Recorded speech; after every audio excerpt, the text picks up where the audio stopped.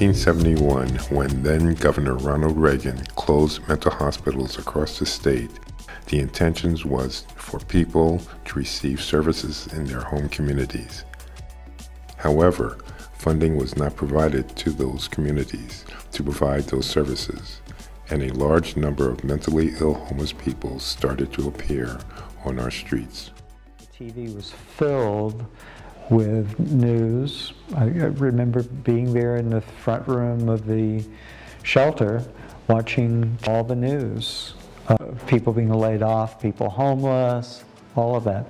That to me was when we actually began to see more folks that you could say, these folks don't have a place to go. A group of volunteers from Berkeley's Jewish community came together to form a small outreach response, talking to people on the street, referring them to health clinics, helping them apply for income benefits, and doing whatever they could to fill the gap.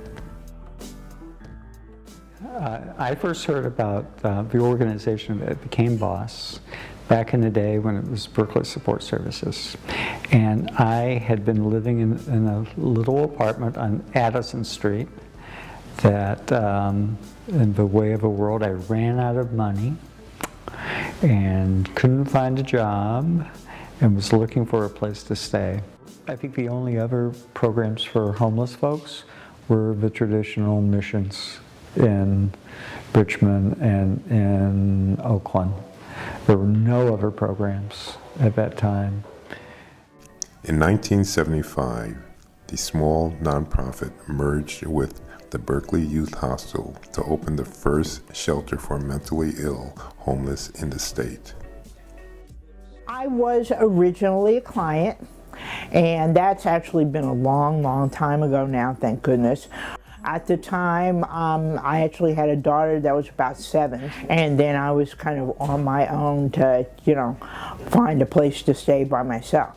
So when that really didn't happen, I did check in with BOSS, and I stayed there for probably pretty close to a year. Over the past 45 years, as the number of homeless people skyrocketed, BOSS secured grants and donor funding to add a slew of new programs, expanding to Oakland and Hayward and opening new shelters, transitional houses, employment services, adult education classes, AIDS housing, drug and alcohol recovery services, and after-school programs for homeless children, leadership development programs, and much more.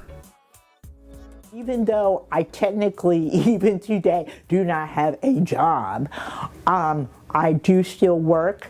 I do feel that I'm just as important as everybody else is. And the fact that somebody doesn't have a job or doesn't own a house does not mean that they're laying at home every day eating bonbons. BOSS's impact is broader and deeper than emergency assistance. An integral part of BOSS's DNA has always been community and economic development, rebuilding communities by giving individuals and family the tools they need for lasting self-sufficiency. I've been with BOSS for almost 2 years now. I started out as a client. I lived at 8th Street Shelter in Hayward. I lived there for 3 months. I got ready to move out into my own place and branch out into the world. I moved and they gave me a permanent job here. I love my job. I work with underage youth, and we try to build their lives to keep them going and to pursue jobs, housing on their own. Today, the work of the hundreds of board, staff, volunteer, and participants who have been part of the BOSS family for decades are present in the array of programs that dot the East Bay. True to our DNA of community and economic development, today, BOSS is expanding in the field of reentry, integrating formerly incarcerated individuals into our communities through education, employment, and positive community relationships. provide services to nearly 200 individuals that have been systems impacted, whether that's people who are on welfare, social services, public assistance, or are formerly incarcerated, or were impacted as a youth in the juvenile youth centers, and maybe not are formerly incarcerated as adults, but have certainly been touched by the system in their youth. These programs continue BOSS's 45-year legacy of creating as wide a tent as possible to serve and support all those affected by economic, racial, or social injustices. We are also expanding our work with transitional age youth, including conversion of one of our transitional houses into permanent supportive housing for youth. Having that support system is what a lot of people fall back on. So things like their career, or not having a home, or not knowing where the next meal is going to come from, or not knowing how to struggle through your education process. Having that support system to help guide you or push you through is really vital, and I think BOSS does that perfectly. We are expanding our work with the severely mentally ill in partnership with Alameda County, connecting them with healthcare, affordable housing, jobs, and social support. And as we have from the beginning, we continue to provide outreach to people in need, to bring them in, out of the cold, and into the light and hope. Everyone has a story, unique and individual, their story.